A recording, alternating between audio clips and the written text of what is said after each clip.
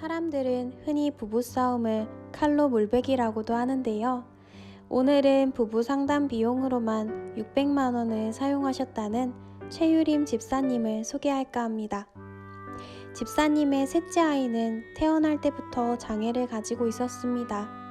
세브란스 병원에서 태아에 대해 정밀 검사를 하던 와중 손가락이 없다는 것을 발견하였던 것이죠.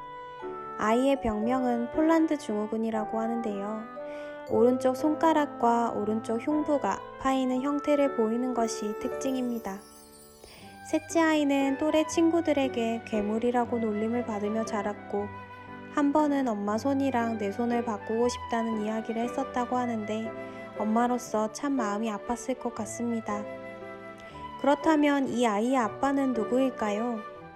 27살 무렵 집사님께선 좋은 배우자를 위해 기도하였고 수화찬양 동아리에서 남편을 만나게 되었습니다. 남편은 모든 행동의 시작이 기도일 정도로 믿음이 좋았습니다. 그러나 연애 때 상상하던 결혼 모습은 실제와 많이 달랐습니다. 동갑이었던 부부는 서로 존댓말을 하면서도 많이 싸웠다고 하는데요. 아이가 생기면서 할 일도 많아지고 서로가 더 힘들다면서 투덜대는 일상이 반복되었습니다. 남편은 사소한 일을 기억하는 세밀한 성격이었습니다. 1년이 지나 잊혀진 부분을 꺼내어 묵상을 시킬 정도였습니다. 명절 때엔 요리를 잘 하지 못해 남편과 마찰도 많았습니다. 부부싸움을 할 때 휴대폰을 던지는 폭력적인 모습을 보며 도저히 못 살겠다고 통보한 적도 있었습니다.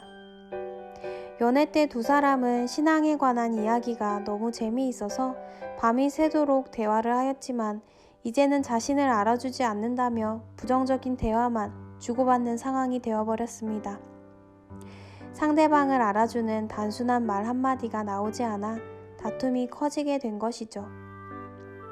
특히 집사님은 시댁과의 관계에서 남편이 중재를 잘 해주지 않아 섭섭했다고 합니다. 육아 역시 하나하나 남편과 마찰이 되었습니다. 이토록 의미 없는 싸움이 반복되면서 혹시 우리가 이혼을 하게 된다면 아이에게 너무 큰 잘못을 저지르는 것 같아 상담을 받자는 결론에 이르게 되었습니다.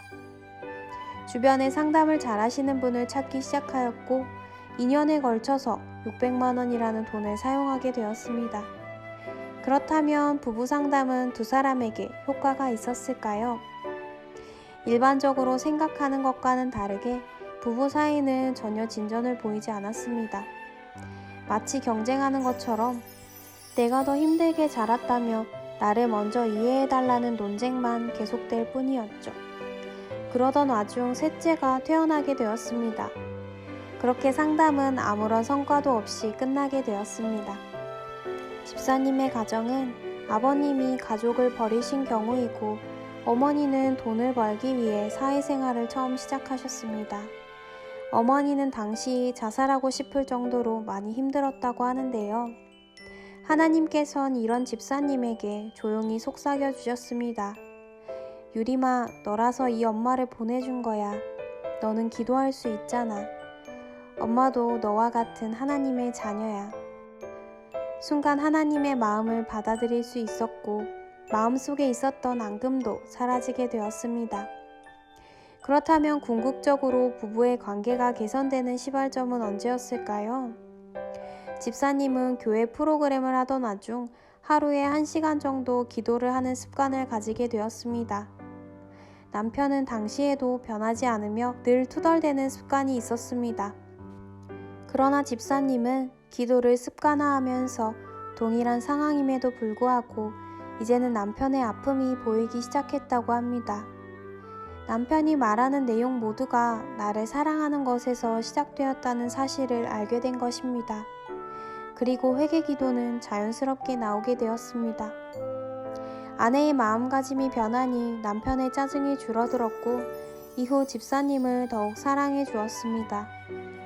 이제는 서로의 요구 상황을 들어줄 수 있는 마음의 여유도 생겼다고 하는데요.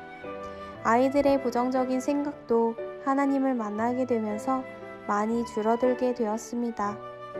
혈과 육은 하나님 나라를 이어받을 수 없고 또한 썩은 것은 썩지 아니할 것을 유업으로 받지 못하느니라.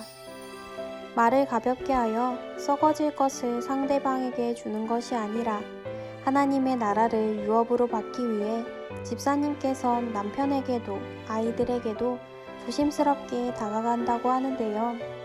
이제는 부부싸움을 하더라도 반드시 아이들 앞에서 화해하고 스킨십도 하는 습관을 가지게 되었습니다.